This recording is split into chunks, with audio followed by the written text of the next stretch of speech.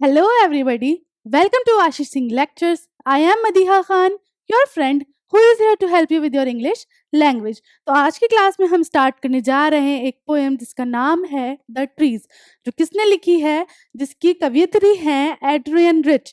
ठीक है, इन्होंने ये पोएम जो लिखी है इसमें इन्होंने क्या बताया है कि भाई अब जो पेड़ पौधे हैं ना उन्हें क्या कर रहे हैं, लोग अपने घरों में उगा रहे हैं और अब वो क्या चाहते हैं कि बस अब हम किसी भी तरीके से जो हमारा नेचुरल हैबिटाट है, जहाँ हमें होना चाहिए, जो क्या है जंगल या बाहर, है ना, वहाँ पे हमें बस अब किसी भी तरीके से यहाँ से निकलना है. और उसके लिए वो क्या-क्या संघर्ष करते हैं और बाहर का एनवायरनमेंट कैसा लगता है, वो सब हम जानेंगे इस पोएम में. तो without further ado let's get started. The trees inside are moving out into the forest that was empty all these days. अब क्या बोला जा रहा है कि भाई जो ट्रीज हैं, जो अंदर हैं, घर में हैं, वो क्या चाहते हैं, बाहर फॉरेस्ट में, जंगल में आना चाहते हैं. The forest that was empty all these days, क्योंकि क्या हो रहा है, लोग जो है अपने ग्रीड के लिए, लालच के लिए जो ट्रीज हैं उनको काट रहे हैं लैंड के लिए.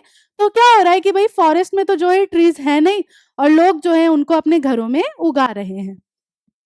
Where no bird could sit, no insect hide, no sun bury its feet in shadow. तो क्योंकि जब ट्रीज ही नहीं है तो बर्ड्स को बैठने की जगह नहीं है, कोई जो कीड़ा है, कोई भी इंसेक्ट है वो कहीं छुप नहीं सकता. और जो शेडो है ना, क्या हो रहा है कि जब सन की रेज आती है तो वो क्या होता है कि ट्रीज के अंदर ऐसे घुस जाती है कि ट्रीज से क्या होती है, शेडो आ रही होती है. तो ऐसा कुछ भी नहीं हो रहा, सन की रेज जो है वो डायरेक्टली ग्राउंड पर गिर रही है, अर्थ पर फॉल हो रही है. The forest that was empty all these nights will full of trees by morning. क्योंकि अब क्या हो रहा है कि भाई जो ट्रीज हैं वो घरों से बाहर जंगल में निकलना चाह रहे हैं, तो अब जो जंगल है जो खाली है बिल्कुल, वो कल सुबह तक सारे पेड़ पौधों से भर जाएगा. इसका एक एक्सप्लेनेशन भी देख लो.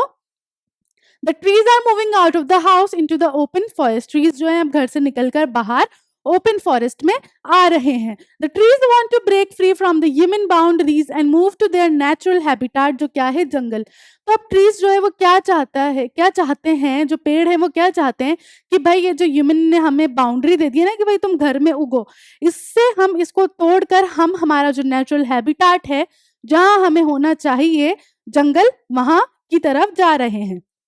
The forest has been empty for many days, and so no birds can be seen as they do not have any trees to sit on. Insects can be seen as they do not have any shelter, and the sunlight cannot form any shadows. क्योंकि भाई जो है सारे जंगल खाली हैं, वहाँ कोई पेड़ पौधे हैं नहीं, क्योंकि लोगों ने अपने लालच में, अपनी सेल्फिशनेस में ट्रीज सारे काट रखे हैं. तो किसी भी पक्षी के पास जो है बैठने की जगह नहीं है, इंसेक्ट्स जो है वो ग्राउंड पे ऐसे ही घूम रहे हैं क्योंकि उनके पास छुपने की जगह नहीं है.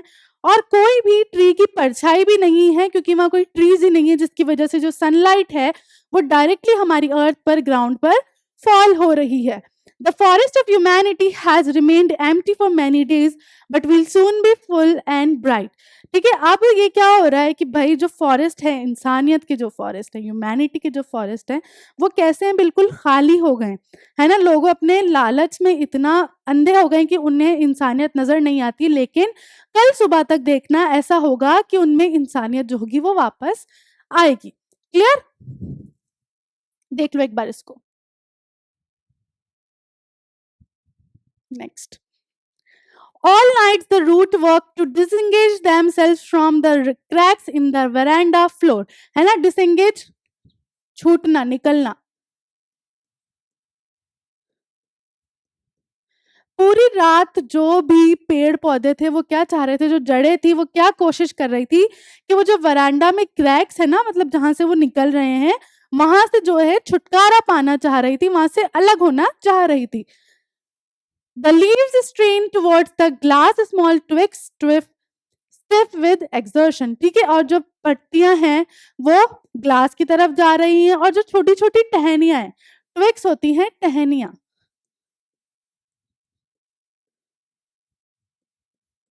जो छोटी छोटी टहनियां हैं वो क्या कर रही है, एक्सर्शन, एक्सर्शन करना, मेहनत कर रही है वो भी कि भाई यहाँ से हम जो है छुटकारा पा सके. लॉन्ग क्रैम्प्ड बो शफलिंग, क्रैम्प्ड तंग हुए हुए, लॉन्ग काफी टाइम से, जो तंग हो रहे हैं ना, वो वाले शाखाएं, बॉस क्या हो गई? शाखा। Under the roof, like newly discharged patients, half days moving to the clinic doors. ये सारी चीजें कैसे मूव कर रही हैं, कैसे कर रही हैं, इतनी ज्यादा डेस्परेट हो रही हैं। अब किन की तरह इनको किन से कंपेयर करा गया है? ऐसे पेशेंट्स जो अभी ठीक नहीं हुए हैं, लेकिन अब क्या है, हॉस्पिटल के एनवायरनमेंट से ऊब गए हैं और जो है बस अब डोर की तरफ भाग रहे हैं कि हमें यहाँ से निकलना है। इस तरीके से जो पेड़ पौधे हैं वो घर में रह रहकर इतना ऊब गए हैं कि अब बस परेशान हो गए कि हमें यहाँ से निकलना है, जिसके लिए वो क्या-क्या कर रहे हैं, वरांडा में से जो जड़ें हैं वो क्रैक्स में से निकलने के लिए, छुटकारे के लिए मेहनत कर रही हैं। छोटी-छोटी टहनियाँ जो हैं वो भी मेहनत कर रही हैं, बड़ी-बड़ी शाखाएँ जो हैं वो भी क्या कर रही हैं, सब शफल हो रही हैं, इधर-उधर मूव हो रही हैं कि किसी न किसी तरीके से हम इस बाउंड्री से जो है बाहर निकल जाएँ। ठीक है? क्लियर हो गया ये? देख लो। चलो नेक्स्ट, इसका एक्सप्लेनेशन देख लो। The roots worked for the whole night to separate themselves from the veranda floor. जैसा मैंने बताया कि जो जड़ें हैं वो पूरी रात मेहनत कर रही हैं कि भाई जो वरांडा की जो जमीन है, वरांडा जो बरामदा होता है ना घर में, जो दालान होता है उसकी बात हो रही है ना, वहां से जो है निकलने की कोशिश कर रही है, अलग होने की कोशिश कर रही है। The leaves tried hard to reach the window of glass so that they could go outside. जो पत्तियां हैं वो ग्लास जो विंडो है कांच की, उससे बाहर आने की कोशिश करिए कि भाई यहाँ से जो है एस्केप कर सके, निकल सके। The small stems of the trees put much of their effort in order to set themselves free. और जो छोटी-छोटी टहनियाँ है ना, वो भी अपनी पूरी जान लगा रही हैं कि भाई फ्री हो जाएं, किसी तरीके से यहाँ से निकल जाएं। The big branches were trying to go out from the roof of the room. और जो बड़ी-बड़ी branches हैं, जो बड़ी-बड़ी शाखाएं, वो ऊपर रूफ जो छत है उससे बाहर आने की कोशिश कर रही हैं। They are desperate to move out, just like a newly discharged patient who has not recovered completely moves to the exit door of the hospital in a hurry, है ना। और ये जो है इतनी ज़्यादा डेस्परेट हो रही है, इतनी ज़्यादा परेशान होकर आप कोशिश करिए कि बस यहाँ से निकलना है किसी भी तरीके से। किस तरीके से? जैसे कि एक कोई पेशेंट है जो अभी पूरा ठीक नहीं हुआ है लेकिन डिस्चार्ज हो गया है कि बस अब मुझे घर जाना है। इस तरीके से जो है ट्रीज को यहाँ पे कंपेयर किया गया है। Clear? I sit inside doors open to the veranda writing long letters in which I scarcely mention the departure of the forest from the house. अब यहाँ पे जो पोएटेस हैं, जो हमारी कवियत्री हैं, वो क्या बोल रही हैं कि मैं जो है बैठी थी कहाँ, अपने घर में, जहाँ से क्या वरांडे का जो डोर है वो ओपन था और मैं लॉन्ग लेटर्स लिख रही थी। लॉन्ग क्या लिख रही थी? पत्र, या क्या बोलते हैं इसको, खत लिख रही थी, जिसमें मैंने कठिनाई से, है ना, ज्यादा नहीं, थोड़ा सा ही बस ये बताया है कि डिपार्चर, प्रस्थान, है ना, डिपार्चर का मतलब होता है प्रस्थान, of the forest from the house.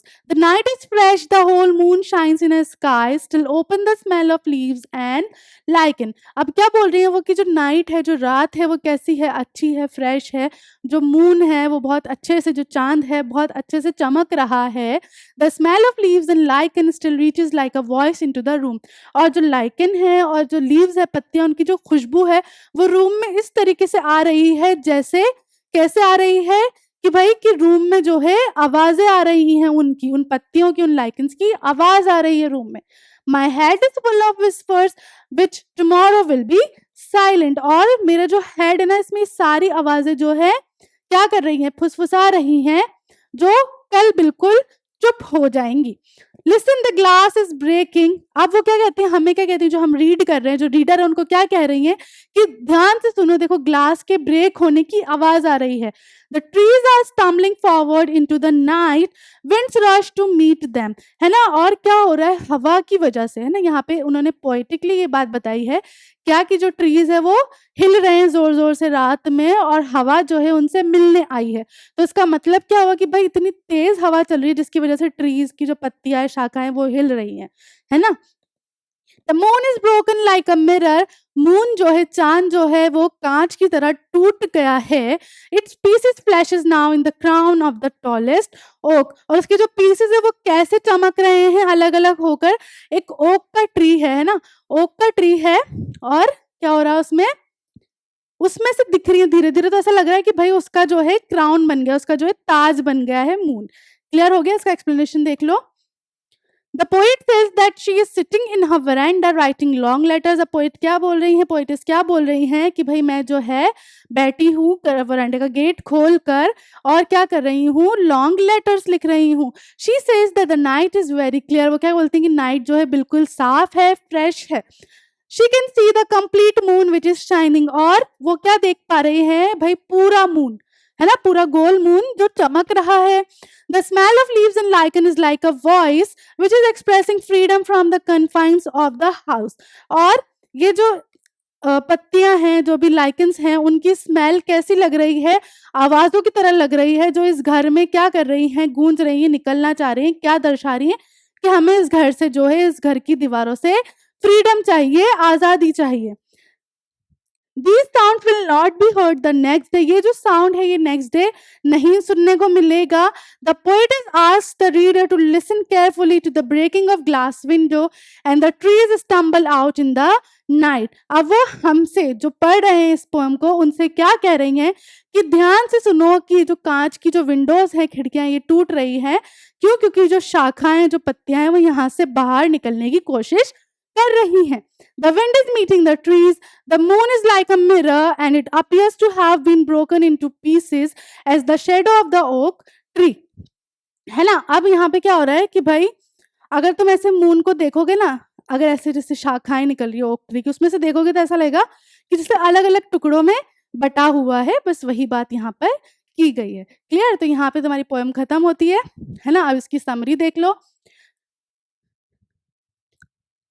The poem The Trees is a metaphorically written poem by Adrian Rich. Through this poem, the poet wants us to know that it's high time and the trees want to break free from the human boundaries. ठीक है. जो poem है ये metaphorically लिखी गई, obviously क्योंकि जो trees हैं वो मूव नहीं कर सकते, है ना, मूव नहीं कर सकते. तो यहाँ पे क्या हो रहा है, ये चीज मेटाफोर है एक तरीके से कि भाई जो ट्रीज हैं वो मूव नहीं कर सकते, लेकिन ऑथर जो है, जो पोएटेस है, वो फील कर रही है ये चीज कि जो लोग हैं वो घरों में ट्रीज उगा रहे हैं और बाहर जो है ट्रीज काट रहे हैं, मतलब जो उनका नेचुरल हैबिटाट है वो उन्हें नहीं मिल पा रहा है. इसलिए वो जो है इस तरीके से तुम्हें ट्रीज को एक मेटाफोर यूज करके तुम्हें बता रही है. तो वो क्या बता रही है थ्रू दिस पोएम? वो ये बता रही है कि जो ट्रीज हैं बस अब बहुत हो गया, ये हाई टाइम है, इससे ज्यादा वो बर्दाश्त नहीं कर सकते और वो जो है पूरे घर की खिड़कियां, रूफ, वरांडा का फ्लोर सब तोड़कर अब बाहर निकलना चाहते हैं. She says that the forest will full of trees the next morning. The roots of the trees are working hard to separate from the floor of the veranda where they have remained fixed. ठीक है. अब वो क्योंकि जब यहाँ से निकलने की कोशिश कर रहे हैं तो यहाँ से निकलकर कहाँ जाएंगे, फॉरेस्ट में जाएंगे ना ट्रीज. तो वो क्या बोलती हैं कि इस रात जो ये मेहनत कर रहे हैं, अगले दिन फॉरेस्ट जो होंगे खाली नहीं होंगे, अगले दिन फॉरेस्ट में बहुत सारे पेड़ पौधे होंगे और जो पूरी रात ये पेड़ पौधे जो है पूरी मेहनत कर रहे हैं, ये जो वरांडा में जहाँ ये फिक्स्ड हो गए हैं वहां से निकलने की. The leaves and branches are moving towards the glass window. जो सारी जो भी लीव्स हैं और शाखाएं वो कहाँ जा रही हैं, जो कांच की खिड़की है उस तरफ जा रही हैं. They are desperate to move out like a newly discharged patient who has not recovered completely. और वो किस तरीके से संघर्ष कर रही हैं, किस तरीके से डेस्परेट हो रही हैं बाहर निकलने के लिए, जिस तरीके से एक पेशेंट है जो पूरा ठीक नहीं हुआ है वो बाहर निकलने के लिए उतावला होता है, खुश होता है, उस तरीके से. The poet is sitting in her house with the doors of the veranda open. Poet जो है वो अपने घर में बैठी हुई हैं और उन्होंने वरांडे की तरफ का गेट जो है खुला रख रखा है. She is writing letters but does not mention this movement of the trees. अब वो जो है लेटर्स लिख रही हैं, खत लिख रही हैं, लेकिन वो जो ये सारा जो मूवमेंट हो रहा है ना, वो चीज उस लेटर में मेंशन नहीं कर रही है. समझ आया इतना? देखो एक बार. चलो next. It is night time, the sky is clear and a bright moon is visible. अब ये रात का वक्त है, इस टाइम पूरा आसमान कैसा है, साफ है, फ्रेश है और मून जो है बिल्कुल साफ दिख पा रहा है. She can smell the leaves and lichen which seems to be calling out desperately. वो जो है leaves, पत्तियां, जो भी lichen, उनकी स्मेल को स्मेल कर पा रही हैं, खुशबू सूंघ पा रही हैं, जो कैसा लग रहा है उनके सर में कि भाई जैसे आवाजें हैं जो क्या बोल रही हैं कि हमें यहाँ से बाहर निकलना है.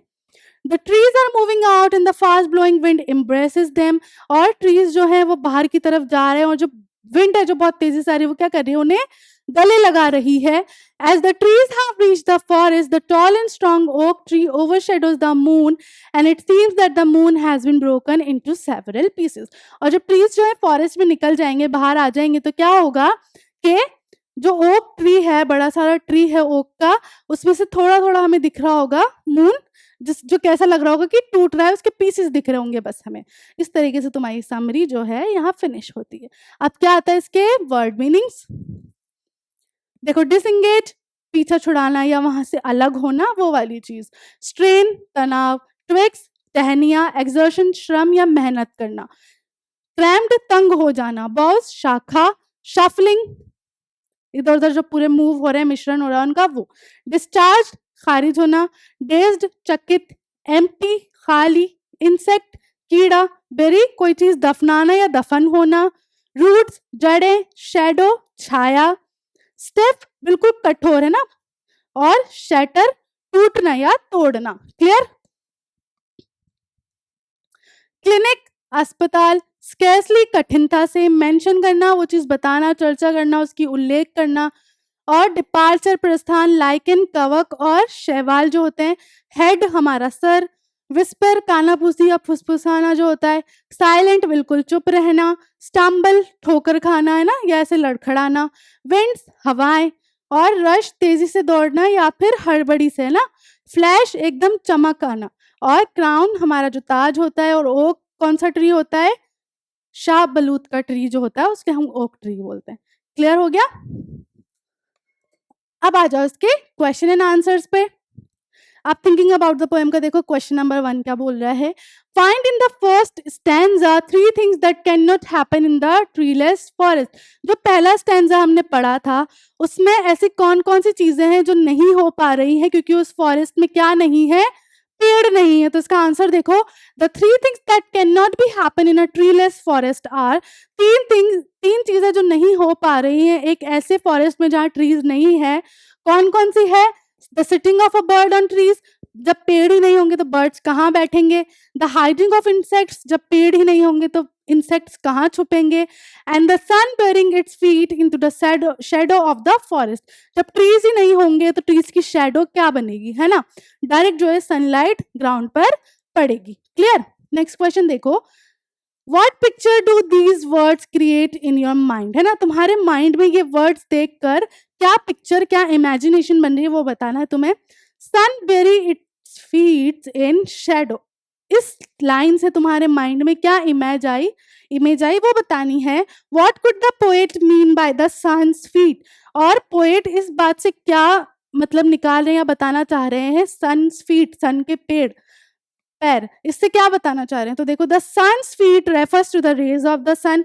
सन्स फीट किसको बोला गया है, जो सूरज की जो किरणें आ रही हैं उनको बोला गया है. Because there are no trees the rays fall directly on the ground, क्योंकि वो जो फॉरेस्ट है वो कैसा है, ट्रीलेस है, वहां कोई ट्रीज ही नहीं है. तो जो सन रेज है वो क्या हो रहा है, डायरेक्टली ग्राउंड पर आ रही है.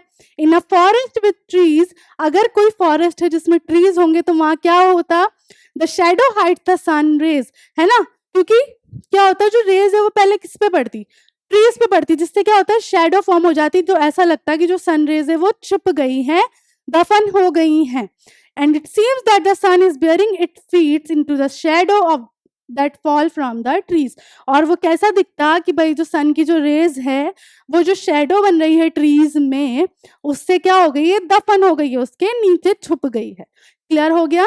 देख लो एक बार ये वाले क्वेश्चंस, फिर नेक्स्ट पे चलते हैं. चले नेक्स्ट, आ जाओ. Where are the trees in the poem? What do their roots, their leaves and their twigs do? ठीक है. अब जो हमने ट्रीज की बात करी है इस पोएम में, वो कहाँ पर है, क्या वो जंगल में है या वो कहाँ पर है, वो बताने हैं. और उन ट्रीज की जो जड़ें हैं, जो पत्तियां हैं, जो भी टहनियां या शाखाएं हैं, वो क्या कर रही हैं, तुम्हें वो बताना है. तो in the poem the trees are trapped in the poet's house. और इस पोएम में जो ट्रीज है वो कहाँ पर है, वो सब ट्रैप्ड हुए हैं, है ना, कैद हुए हैं. कहाँ पर, जो पोएट हैं, जो इस चैप्टर की कवित्री हैं, उनके वरांडा में या उनके घर में. Their roots work all night to disengage themselves from the cracks in the veranda floor. जो जड़ें हैं वो क्या कर रही हैं, पूरी रात मेहनत कर रही हैं कि किसी ना किसी तरीके से ये जो वरांडा है, जो दलान है, उसकी ज़मीन से अपने आप को अलग कर लें, अपना पीछा छुड़ा लें. The leaves try very hard to move towards the glass and put a lot of pressure on it so that it break. और जो लीव्स है, पत्तियां, वो क्या कर रही हैं, वो सारी ग्लास विंडो की तरफ मूव कर रही हैं और वहां पर प्रेशर बना रही हैं जिससे क्या हो, जो ग्लास विंडो है वो टूट जाए और वो वहां से बाहर निकल पाए. और क्या था यहाँ पे, और ट्विक्स. ठीक है, यहाँ पे लिखना है एंड द ट्विक्स. मैं यहाँ लिख रही हूँ, ये मिसप्रिंट हो गया है.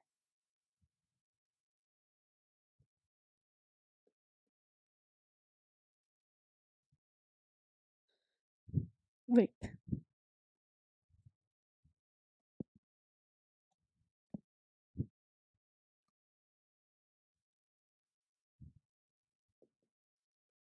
And the twigs put a lot of pressure on it so that it breaks while the small twigs get stiff with exertion. अच्छा ठीक है, ठीक है, ठीक है, लिखा हुआ है नीचे. ठीक है, और जो ट्विग्स हैं, जो छोटी छोटी टहनियां हैं, वो क्या कर रही हैं, कैसी हो रही, कठोर हो रही हैं, जिससे क्या है वो भी प्रेशर लगा सकें, वो भी अपनी मेहनत पूरी कर रही हैं. क्लियर हो गया. नेक्स्ट देखो, what does the poet compare their branches to, है ना. और जो शाखाएं हैं, जो ब्रांचेस हैं ट्री की, उसको किस चीज के साथ कंपेयर किया गया. The poet compares the branches to newly discharge patients of a hospital. Branch को, जो शाखा है, उनको किस चीज से कंपेयर किया पोएट ने, कि भाई ऐसे लोग, ऐसे पेशेंट्स जो अभी अभी डिस्चार्ज हुए हैं हॉस्पिटल से, because they are desperate to move out just like a newly discharge patient who has not recovered completely moves to the exit door of the hospital in a hurry. लेकिन ये कैसे, वैसे ही desperate हो रहे हैं जैसे एक न्यूली डिस्चार्ज पेशेंट है जो ठीक नहीं हो, क्योंकि वो अब हॉस्पिटल में रह रहकर ऊब गया था, तो उसे अब डिस्चार्ज चाहिए था. तो जब उसे डिस्चार्ज मिला, जबकि वो पूरी तरीके से अभी रिकवर नहीं हुआ है, ठीक नहीं हुआ है, फिर भी वो जो है बस अब अपने घर जाने के लिए हड़बड़ी में वहां से भाग रहा है. वैसे ही ट्रीज जो हैं बस अब हड़बड़ा रहे हैं कि किसी ना किसी तरीके से ये जो ह्यूमन बाउंड्री है, इससे बाहर निकलकर हमारा जो नेचुरल हैबिटाट है जंगल, उसमें जा पाए. क्लियर.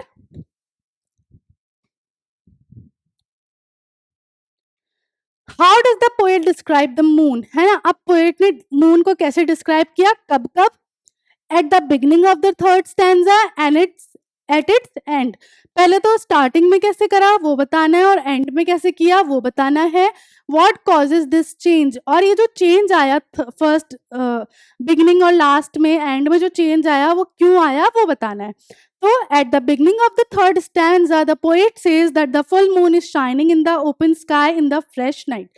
पहले थर्ड स्टैंजा की स्टार्टिंग में उन्होंने क्या बताया, कि जो मून है वो पूरा है, होल है, और अच्छे से चमक रहा है इस रात में, इस क्लियर स्काई में.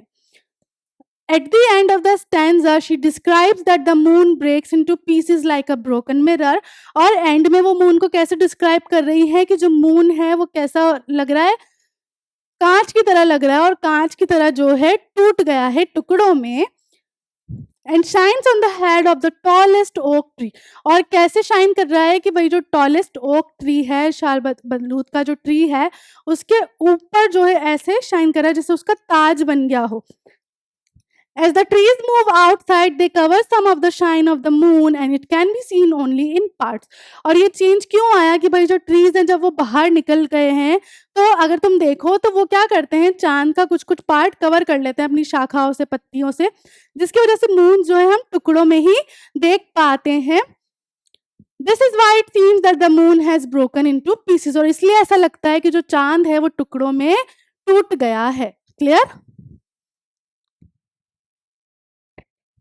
What happens to the house when the trees move out of it?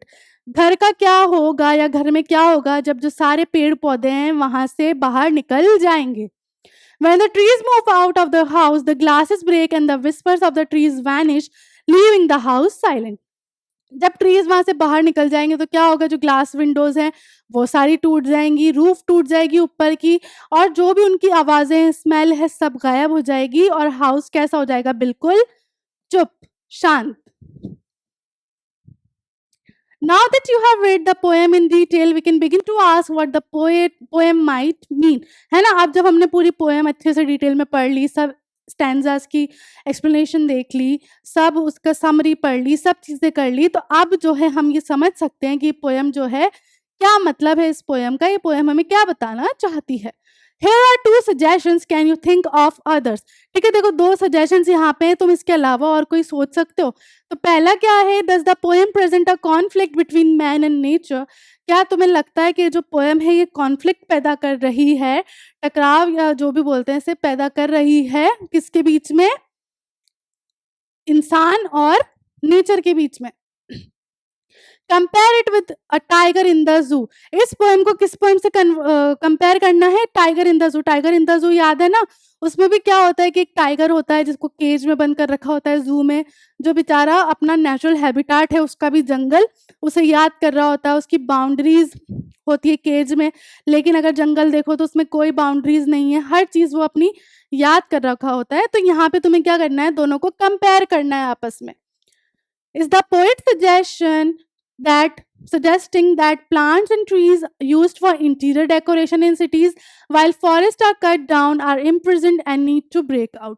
ठीक है, और क्या पोएट यही चीज सजेस्ट करेंगे भाई जो प्लांट और ट्रीज हैं वो इंटीरियर डेकोरेशन के लिए यूज किए जा रहे हैं शहरों में, जबकि बाहर फॉरेस्ट में क्या किया जा रहा है, सारे जो ट्रीज है उनको काट दिया जा रहा है लैंड यूज करने के लिए या भी जो भी उनकी सेल्फिश नीड्स है उनको करने के लिए। तो क्या तुम्हें लगता है जो भी प्लांट्स हैं, है ना, ये सब क्या कर रहे हैं, जो कैद हैं वो क्या चाहते हैं, बाहर निकलना चाहते हैं। क्या यही चीज हमें इस पोएम में बताई गई है पोएट के द्वारा? तो yes, the poem presents a conflict between man and nature. हाँ, इसमें जो है एक कॉन्फ्लिक्ट है मैन और नेचर के बीच में। While nature is more free and unbounded, है ना, जैसे अगर तुम नेचर देखो तो नेचर की कोई सीमा नहीं है ना, बिल्कुल फ्री है। तो man prefers to live in bounded spaces and also wants to curb nature. और मैन जो है देखो, हम क्या होता है, हम हमारे घरों में रहना पसंद करते हैं, खुले में रहना पसंद नहीं करते।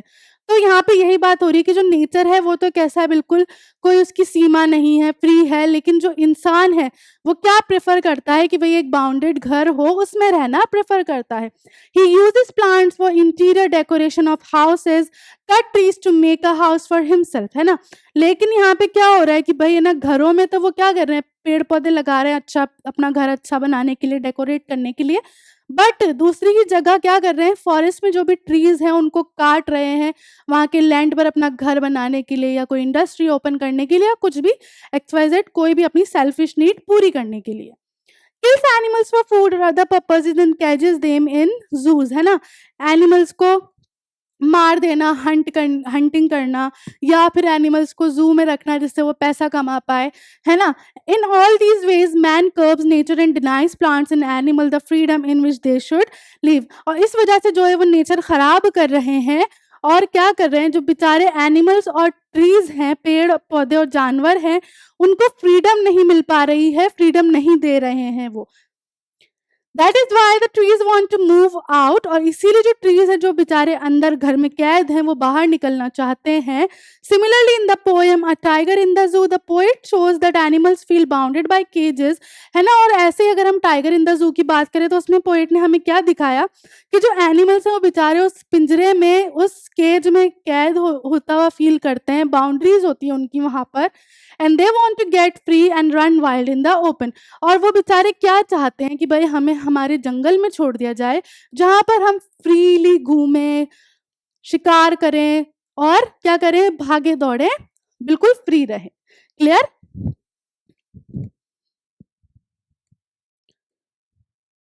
On the other hand, Adrian Rich has been known to use trees as a metaphor for human beings. This is a recurrent image in her poetry.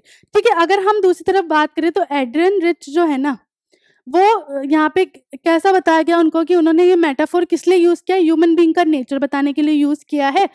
This is a recurrent image in her poetry. What new meanings emerge from the poem if you take its trees to be symbolic of this particular meaning. ठीक है, देखो दूसरी तरफ जो है ना, ये Adrian rich ने क्या इस ट्रीज को कैसे लिया गया है कि भाई ये ह्यूमन बींग्स हैं। ह्यूमन बींग्स मतलब औरतें हैं जो अपने घरों में रह के परेशान हो गई, अब चाह रही हैं यहाँ से बाहर निकलना, और अब जो है जो उनकी जो जड़ें हैं जो इस वरांडा में कैद हुई हुई हैं, वहां से निकलना चाह रही हैं। जो एक फिक्स्ड बना रखी ना इमेज की औरतें जो है वो घर में ही रहेंगी, घर का ही काम रखेंगी, अब वो सारी ये चीजें तोड़ कर वहां से बाहर निकल रही हैं खुद की एक इमेज बनाने के लिए।